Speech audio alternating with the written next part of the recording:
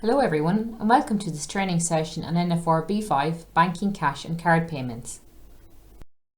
Today we are going to go through some of the key details that you will need to know from NFR B5 Banking, Cash and Card Payments.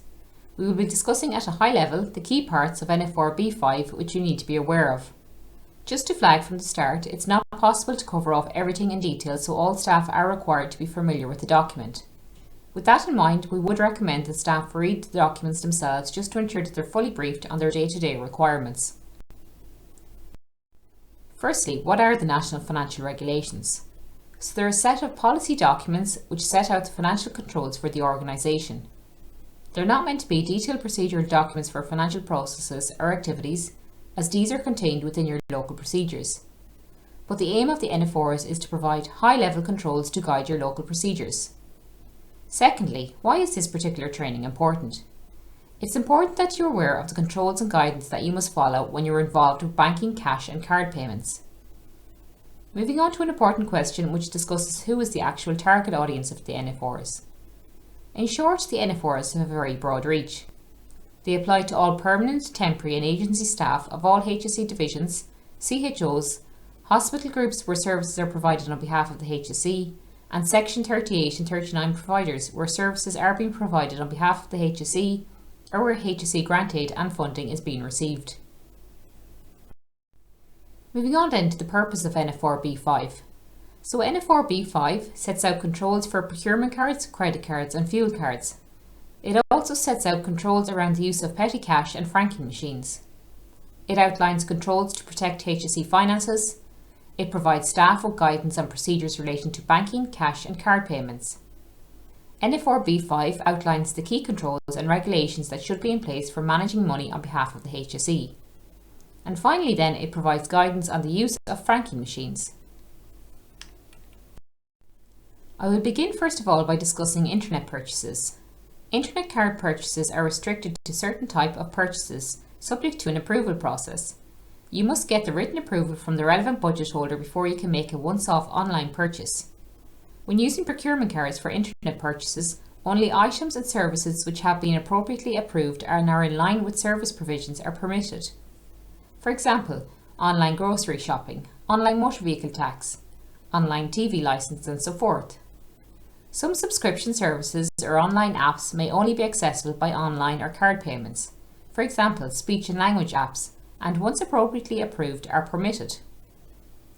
If you have received permission to make an online purchase, be aware that for international purchases there may be an additional tax called reverse charged VAT. Purchases outside of the Republic of Ireland must be pre-approved and tax implications must be considered. Any queries on this should be addressed with the tax department by emailing them on taxqueries@hse.ie. I want to move on now to discuss what cards cannot be used for. So cards cannot be used for the following circumstances: for personal and private use, for split purchases. Card transactions must not be split to divide a larger purchase which is over the cardholder's single purchase limit. This means ordering a proportion of the purchase on the card today and the remainder on the card tomorrow, and this is not permitted.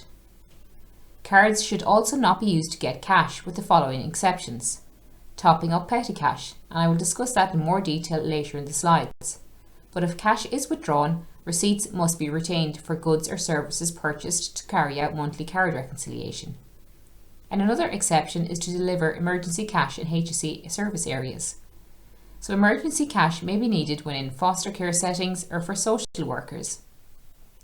Cards also cannot be used for inappropriate purchases, such as transactions valued over the card limit, entertainment or hospitality, and supplies from a source other than a supplier who is already contracted to provide the goods or services. Cards also cannot be used for paying bills that are due on credit accounts, which should only be paid through the accounts payable process. It's also important to note that SWIFT cards are not allowed and should not be used at any time. The HSE used procurement cards to simplify purchasing and accounts payable functions for low-value items. These items include petty cash and low-value purchase orders. In most cases, procurement cards are used in residential settings. Firstly, any purchases that are made should be in line with NFR B1 procurement. So when you have been assigned a procurement card, you need to bear in mind that these are assigned to you individually. so they're not unit cards. That applies to credit cards also. So with that being said, those cards cannot be transferred from one employee to another. Any employee that needs a credit card or a procurement card must apply for their own card. With regards to procurement cards then, so when you do have to use these cards, you have to make sure that items you purchase are relevant to the location and not primarily for individual use. And when you do have a procurement card, you'll have restricted spend limits. When you are assigned a procurement card, you're going to receive a letter with the card, and that's going to state your monthly limits and also your transaction limits. So your head of function will recommend the transaction limit for each procurement card that is issued. Any procurement card that is issued will require authorization. So if you require a procurement card, you'll need written recommendation from your line manager and also approval from their head of function or service.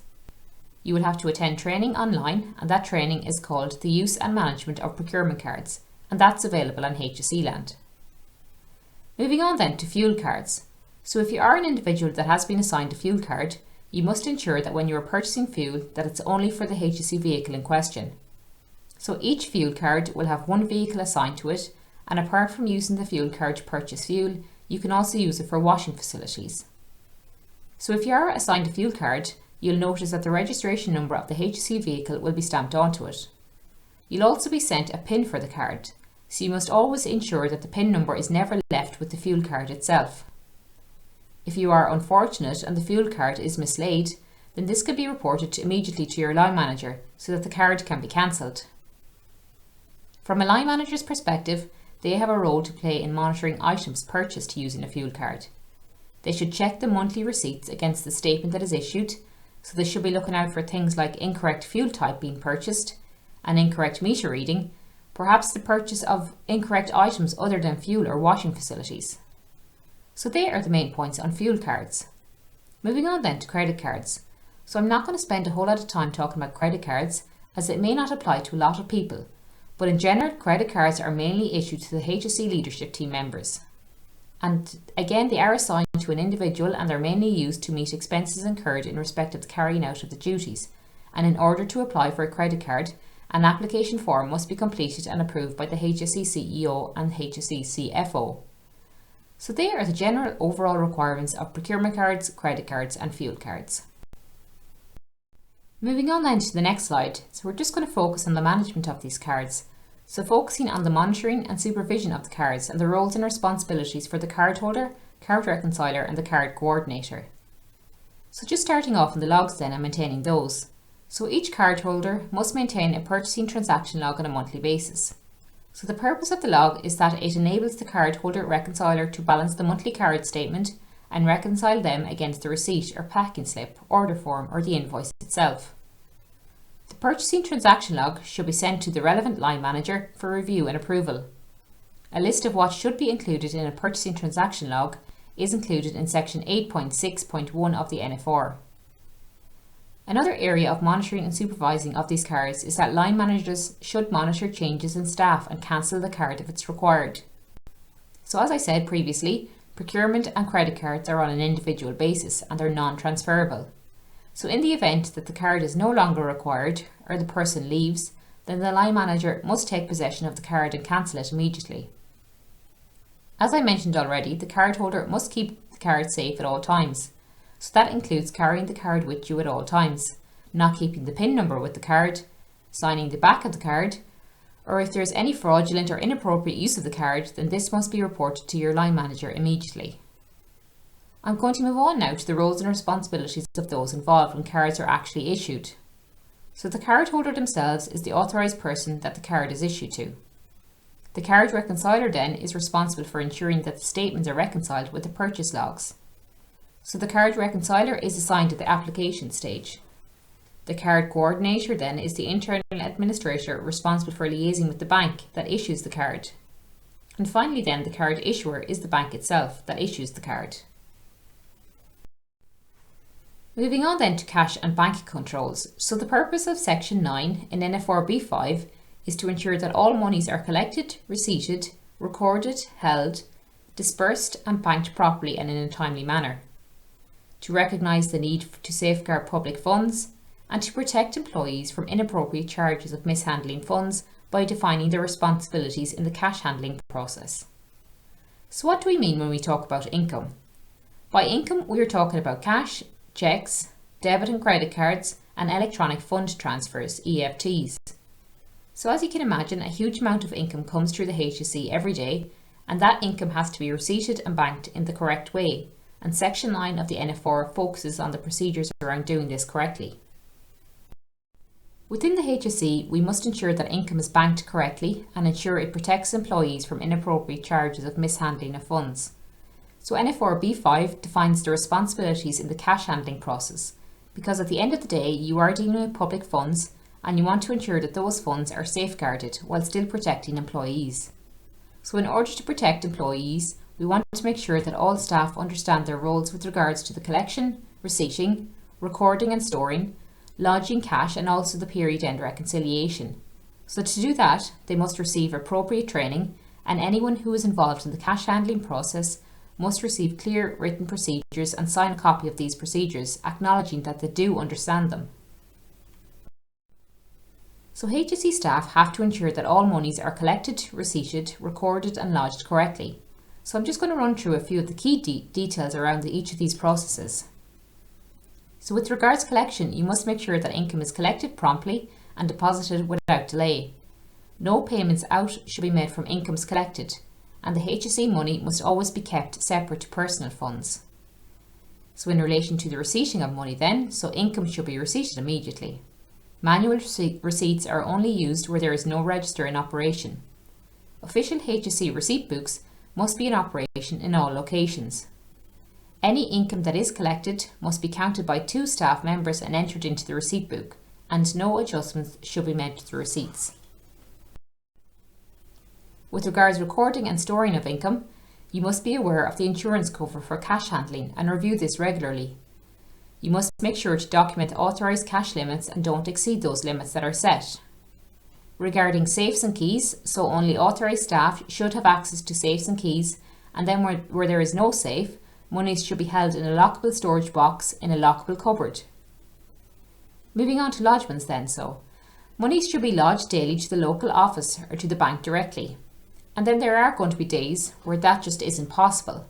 So when that happens, you must ensure that there's strict security measures and insurance cover is in place, but ideally this should not be a regular occurrence. You must document any overs or unders in cash and ensure all monies are banked. You must also make sure that all deposits are checked and verified by an independent officer and signed by both staff. And finally then, you must make sure that the person who makes the bank lodgement is not the same person who checks the lodgement to the bank statement. Moving on then to petty cash. So petty cash is designed to be used for low value, non-recurring items without the need to process them through the normal ordering procedures. So for example, emergency toiletries, lawnmower fuel, arts and craft supplies. Petty cash is not to be used for regular planned expenditure, and it's never to be used for staff travel and subsistence expenses, staff gifts or staff entertainment expenses. A key control is to ensure that there is proof of purchase for reimbursement of petty cash, so all purchases must be evidenced. Receipts must be retained for float reimbursement. If you are operating a petty cash account, you must have received a written decision approved by the Assistant National Director or equivalent salary grade and countersigned by the relevant Assistant Chief Financial Officer. They will authorise things like the name of the petty cash account, the service location where the cash will actually be used, the general purpose behind setting up the petty cash account, the maximum limit or float associated with the account, the total cash budget amount, so the maximum spend within the year, and details of the staff member responsible for managing the petty cash account. It's important that these are reviewed before approving a petty cash account setup. So just a couple of key points around petty cash. So a set of petty cash procedures must be documented and all staff should be familiar with these. These procedures must include details of staff responsible for the petty cash account. Budget holders must put in place arrangements to ensure that the use of petty cash is strictly monitored and controlled. Moving on then to the spend threshold for petty cash. So individual petty cash transactions must not exceed €50. If you do have a justifiable reason to increase the transaction limit above €50, you must receive a written decision which has to be approved by the Assistant National Director of the service. Just to note then as well that transactions cannot be split just to avoid the limit. The following purchases are strictly prohibited under the petty cash system. Items that should be purchased through the HSE PO and invoice system, which includes equipment, machinery, office supplies, stationery, cleaning services. Reimbursement of all staff, travel and subsistence expenses should be claimed through the HR and payroll self-service system, so they are disallowable purchases with petty cash. It also includes parking fees, e-flow costs and train tickets. Postage costs where franking machines are available at a local central location. These should be used for all postage required. Staff entertainment expenses, which includes staff gifts and presents, party decorations and costs and other staff entertainment. And also expenses that can be claimed through the other staff costs. A franking machine is a machine that makes printed impressions of stamps on letters or packages. It acts as an alternative to stamps. To open a new franking machine imprest, a signed written decision approved by the relevant manager, the general manager or equivalent salary grade is required. The following details must be included in a written decision to open a franking machine. What is the purpose for which the machine is required? Where is the service located? What is the maximum postage credit that can be held on the franking machine at any one time? What is the maximum monthly spend on franking machine postage credit? What staff members are responsible for the daily operation of the franking machine? What are the details of the staff member for the management and approval of the renewal of the franking machine credit, a grade 5 or higher? What are the details of security arrangements for the storage of the franking machine? This decision will then need to be sent to the relevant CHO Head of Finance or CFO hospital groups. Once approved, the area should contact their Accounts Payable Department to arrange the first recoupment of the new franking machine imprest. So that brings me to the end of the training session on NFR B5 Banking, Cash and Card Payments. On this slide is the contact details for the Governance and Compliance team if anyone has any questions. So you can contact us on govn.compliance@hse.ie. On this slide as well we have some useful training resources and also our Governance and Compliance YouTube channel. And that contains videos on each of the 11 individual NFRs, so they are good to watch. Most of them are just 15 or 20 minutes long, so they're good to watch if you just want a refresher on any of the NFRs. Your attendance and your attention today is very much appreciated, and thank you for taking the time to watch this training session.